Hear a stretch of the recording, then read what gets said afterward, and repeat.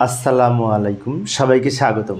ICT বিষয়ে অনেক সময় ক মার্কের জন্য 1 মার্কের জন্য প্রশ্ন এসে থাকে ড্রোন কি।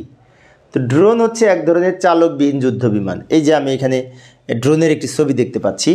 তো চালকবিহীন যুদ্ধ বিমান, তো আমরা এইভাবে লিখতে পারি সংজ্ঞাটা, ড্রোন এক প্রকার পাইলট বা চালকবিহীন যুদ্ধ বিমান। সাধারণত বর্তমানে বিভিন্ন যুদ্ধে এই ড্রোন ব্যবহার করা হয়ে থাকে। আর এর একটা সুবিধা হচ্ছে যে কোনো প্রকার চালক ছাড়া এই কম্পিউটারের মাধ্যমে পরিচালিত হয় ড্রোন। অর্থাৎ ড্রোনের এখানে ছবি উপস্থাপন করেছে। এখন তো অনেক শিক্ষার্থীর মনে হতে পারে ছবি কি পরীক্ষার হলে আঁকবো? না, ছবি আঁকার দরকার নেই, বোঝার জন্য আমি দিয়েছি। এক কথায় বলতে পারি, ড্রোন হচ্ছে এক ধরনের যুদ্ধ বিমান যা বর্তমানে বিভিন্ন যুদ্ধে এই ড্রোন ব্যবহার করা হয়ে থাকে। আর ড্রোনের সুবিধা হচ্ছে কোনো প্রকার চালক ছাড়া এটি যেহেতু ব্যবহার করা হয়, পাইলট ছাড়া ব্যবহার করা হয়, সেজন্য এই যুদ্ধের ক্ষেত্রে বর্তমানে ব্যাপক হারে ড্রোন ব্যবহার করা হয়ে থাকে।